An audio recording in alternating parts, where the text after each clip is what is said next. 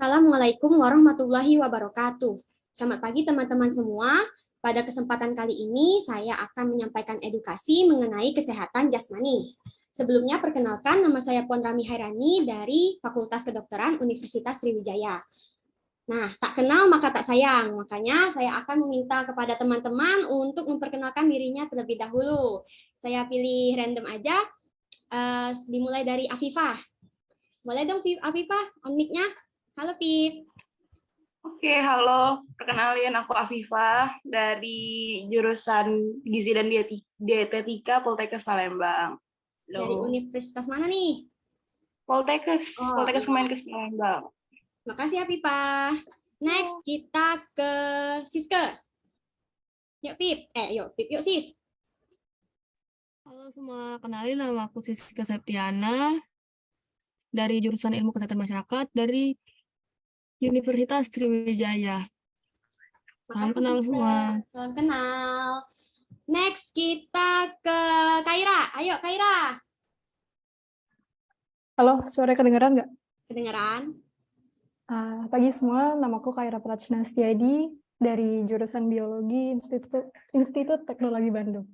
Waduh, anak ITB ini keren. Next kita ke Adinda. Halo pagi semuanya, aku Adinda Salsabila dari Prodi Arsitektur Universitas Sriwijaya. Salam kenal. Salam kenal. Yang terakhir nih, Natasha. Let's go. Halo semuanya, perkenalkan nama saya Natasha Fitri Ardianti G dari Fakultas Kedokteran Universitas Batam. Oke, terima kasih teman-teman yang sudah memperkenalkan diri. Saya langsung share screen saja. Apakah sudah terlihat?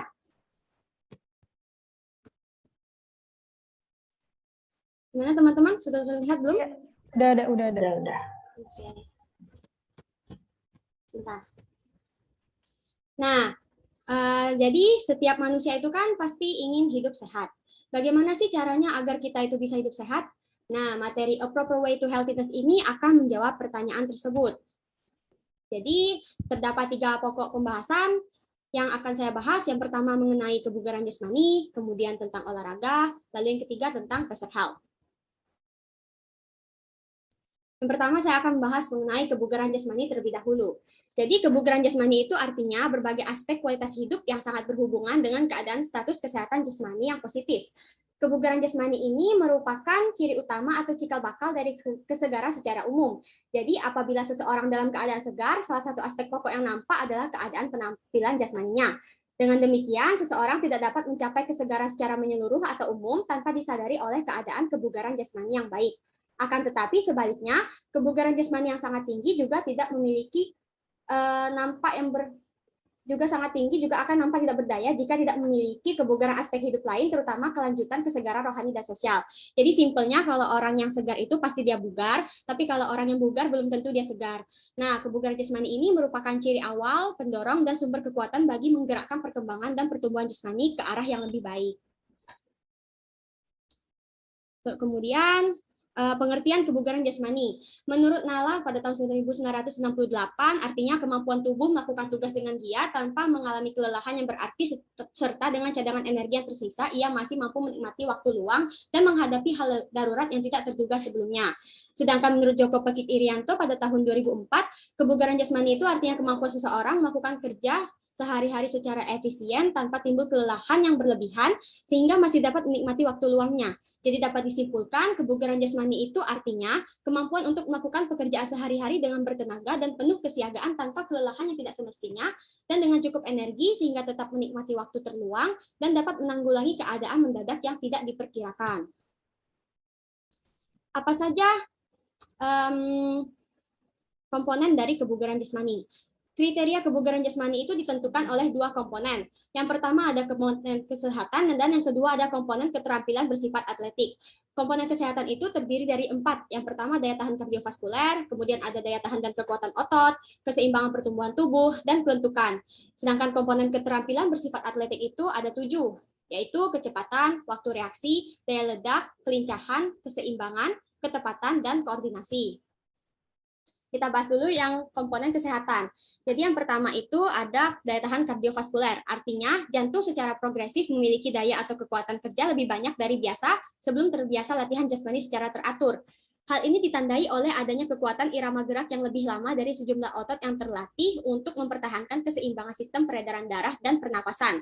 Karakteristik ini merupakan bagian yang sangat penting bagi tercapai kebugaran jasmani, terutama dari segi kesehatan dan kualitas hidup. Dapat dicapai dengan latihan isotonik seperti lari, jalan cepat, renang, dan bersepeda.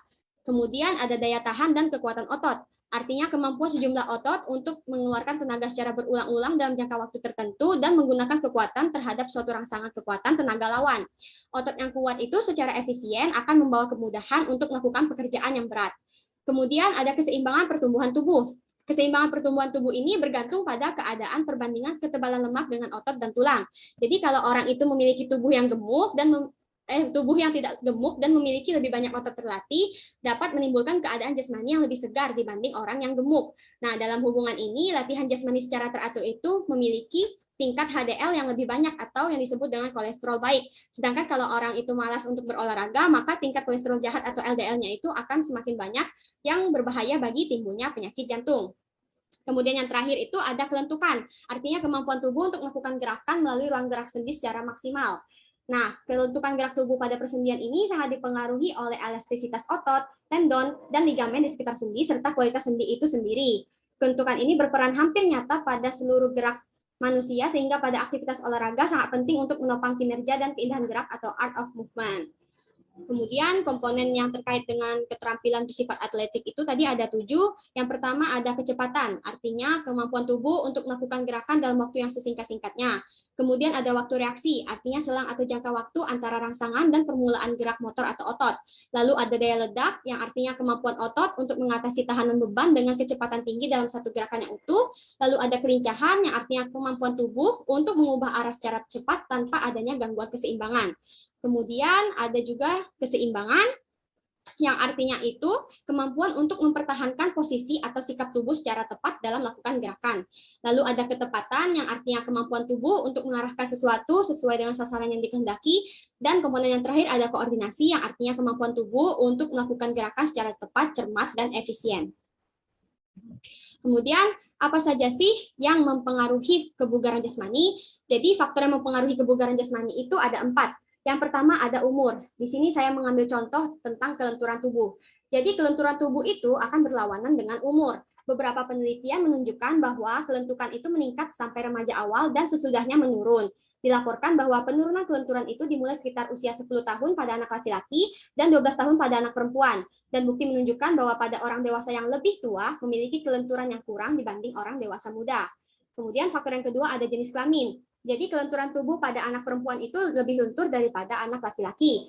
Hal ini disebabkan oleh perbedaan anatomis dan pola gerak serta aktivitas yang teratur pada kedua jenis kelamin. Kemudian kekuatan otot dan kesegaran aerobik pada anak laki-laki jauh lebih kuat dan lebih segar dibandingkan pada anak perempuan. Hal ini dibuktikan di penelitian di Oman pada tahun 2001 bahwa anak berusia 15-16 tahun itu menunjukkan kesegaran aerobik yang lebih tinggi pada anak laki-laki dibandingkan anak perempuan. Kemudian ada faktor genetik, itu variasi genetik yang berbeda itu akan memiliki respon yang berbeda pula terhadap kebugaran jasmani. Nah, genotip itu mempengaruhi komponen kesegaran jasmani yang berbeda atau fenotip dengan berbagai jalan. Nah, contohnya itu pengaruh keturunan terhadap lemak tubuh itu sekitar 25%, terus kesegaran otot itu 20-40%, dan kesegaran kardiovaskuler itu 10-25%. Faktor yang terakhir itu aktivitas fisik. Aktivitas fisik yang saya fokuskan di sini adalah olahraga. Jadi aktivitas fisik pada tiap individu itu berbeda dan berdasarkan kebutuhan serta ketertarikan tiap individu. Kemudian olahraga. Menurut ilmu faal olahraga, arti olahraga itu serangkaian gerak yang teratur dan terencana dilakukan orang dengan sadar untuk meningkatkan kemampuan fungsionalnya sesuai dengan tujuannya melakukan olahraga. Jenisnya ada 2, berdasarkan sifat atau tujuan itu ada olahraga prestasi, rekreasi, kesehatan, dan pendidikan. Menurut peserta ada 2, perorangan, contohnya itu senam tenis 1-4 orang, dan kelompok, contohnya sepak takraw atau sepak bola 6-22 orang. Nah, ACSM atau American College of Sports Medicine itu merekomendasikan latihan kardiorespirasi dan latihan ketahanan, latihan kelentukan atau fleksibilitas, dan latihan neuromotor. Contohnya itu latihan aerobik. Jadi untuk meningkatkan kebugaran jasmani, kita dapat melakukan latihan aerobik dengan intensitas sedang, dengan frekuensi 3-5 kali per minggu, durasi tiap latihannya 20 menit, dan tipe latihannya itu aerobik interval. Nah, apa sih manfaatnya? Jadi menurut Garber et al. Pada tahun 2011, manfaat dari latihan aerobik itu untuk meningkatkan kebugaran fisik dan kesehatan, menjaga jangkauan gerak, dan meningkatkan fungsi fisik. Nah, tadi kita sudah membahas mengenai apa itu kebugaran jasmani, komponennya, faktor yang mempengaruhi, kemudian apa itu olahraga, jenisnya, dan rekomendasi olahraga. Lalu timbul pertanyaan, apa sih hubungan antara kebugaran jasmani dengan olahraga? Apakah olahraga itu dapat meningkatkan kebugaran jasmani? Nah, tentu saja jawabannya itu ada hubungannya. Jadi, aktivitas fisik pada manusia itu pastinya memerlukan energi. Energi itu berasal dari lemak yang terdapat dalam tubuh. Kalau orang gemuk, itu pasti dia memiliki banyak lemak kan? Jadi, kalau dengan dilakukannya aktivitas fisik, maka lemak yang terdapat pada tubuh tadi itu akan digunakan sebagai sumber energi, sehingga lemaknya akan berkurang dan tubuh menjadi proporsional atau menjadi kurus. Kemudian, kalau kita melakukan aktivitas fisik itu, maksudnya olahraga, tentu kan kita itu selain untuk menguruskan badan juga ingin menambah otot supaya terlihat lebih cantik tubuh kita. Nah, untuk menambah otot itu maka perlu dilakukan latihan otot dengan cara memberikan beban yang berlebih secara bertahap kepada otot. Akibatnya apa? Otot itu akan hipertrofi. Apa itu hipertrofi? Hipertrofi itu membesar. Jadi otot itu punya struktur yang disebut dengan penampang serabut lintang otot. Nah, penampang serabut lintangnya ini kalau dia dilakukan diberikan beban yang berlebih, maka dia akan membesar sehingga otot juga akan ikut membesar. Akibatnya otot akan menjadi lebih kuat. Kemudian dengan dilakukannya aktivitas fisik yang berat seperti latihan otot tadi, jantung kan akan memompa darah lebih keras. Nah, karena dia memompa darah lebih keras, otomatis denyut jantung juga akan jadi lebih keras, dan ototnya itu juga akan menjadi lebih kuat karena denyutannya tadi lebih kuat kan, jadinya otot jantung itu akan menjadi lebih kuat. Kemudian latihan daya tahan itu akan membuat kapiler dalam otot itu akan banyak, sehingga otot tadi konsumsi oksigennya itu akan lebih banyak, dan mengakibatkan kerja otot itu menjadi lebih tahan lama. Kemudian sebelum kita melakukan olahraga itu kita pasti melakukan stretching kan. Stretching itu berguna untuk menyiapkan otot dan sendi kita sebelum kita melakukan latihan inti. Jadi dengan dilakukan stretching secara teratur maka otot akan menjadi lebih lentur dan ruang gerak sendi meningkat. Jadi terbukti kalau aktivitas olahraga teratur itu dapat meningkatkan daya tahan jantung paru, kekuatan dan daya tahan otot, kelenturan tubuh, dan komposisi tubuh. Artinya kalau kita semakin rajin olahraga maka semakin meningkat juga kebugaran jasmani kita. Baik, ini materi yang ketiga tentang pressure health.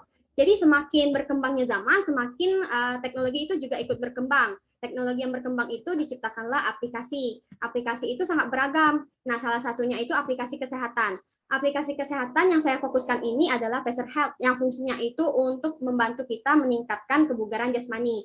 Mengapa? Karena pressure health ini sangat mudah dan terjangkau. Mudahnya itu karena pressure health ini tersedia pada semua perangkat, baik itu iOS atau Android, dan dapat diunduh di App Store maupun Google Play Store. Lalu dia terjangkau karena dia itu tidak perlu mahal. Dia hanya membutuhkan kuota dan perangkat seluler saja. Kemudian apa manfaat dari pressure health? Manfaatnya itu memantau kesehatan dan bentuk tubuh, membantu kita untuk membentuk kebiasaan yang benar, memperkuat tekad kita dalam olahraga, menghitung jumlah langkah, jarak tempuh, dan jumlah kalori yang terbakar, menyediakan informasi gizi makanan yang dimakan, kemudian melacak makanan, latihan, dan berat badan. Jadi pressure health ini sangat berguna bagi kita jika kita ingin meningkatkan kebugaran jasmani dan aktivitas fisik. Nah, dari materi yang saya paparkan tadi, kesimpulan yang didapatkan itu, tubuh dapat melakukan fungsinya dengan baik apabila tubuh kita itu bugar. Nah, bagaimana caranya agar tubuh bugar? Caranya itu dengan berolahraga. Aktivitas olahraga itu berpengaruh terhadap tingkat kebugaran jasmani. Semakin kita rajin olahraga, semakin meningkat kebugaran jasmani kita. Semakin malas berolahraga, maka kebugaran jasmani kita akan menurun. Pemanfaatan teknologi kesehatan seperti pressure health ini sangat berguna dalam meningkatkan kebugaran jasmani. Nah, sebelum saya tutup, saya punya kalimat mutiara yang menurut saya menarik, yang saya kutip dari Board pada tahun 1983 dari Journal of American Medical Association. Nah, beliau mengatakan, tidak ada obatnya sekarang atau masa depan akan dipakai yang menjanjikan dengan pasti akan memberikan dan mempertahankan kesehatan lebih baik daripada kebiasaan hidup yang senantiasa berolahraga. Jadi maksudnya, ayo kita rajin olahraga supaya tubuh kita lebih sehat. Ini adalah daftar pustaka yang saya gunakan. Sekian presentasi dari saya. Saya mohon maaf apabila masih terdapat kekurangan. Terima kasih atas perhatian teman-teman semua. Saya akhiri dan mengucapkan wabillahi taufik wal hidayah. Wassalamualaikum warahmatullahi wabarakatuh. Waalaikumsalam warahmatullahi wabarakatuh. Nah, sekian. Thank you guys. Alhamdulillah kelar tugas gue. Aduh, Good job, terima Wan. kasih. Yang mau turut Ngedit. Ada usah lah, aku langsung kumpul Bella. Capek aku sudah. Dadah, selamat. Nah, Sophie, tadi tuh belum ya perkenalan, soalnya Sophie ini kan joinnya. Ini ada 2 anak ITB di sini guys. Buset, keren ya. Oh, ini yang pernah chat nama aku nggak sih? Iya, betul. Yang SITHR ya? Iya, ya kan Sophie? Oh iya, Kak Kaira ya. Iya. Halo. Kakak yang jurusan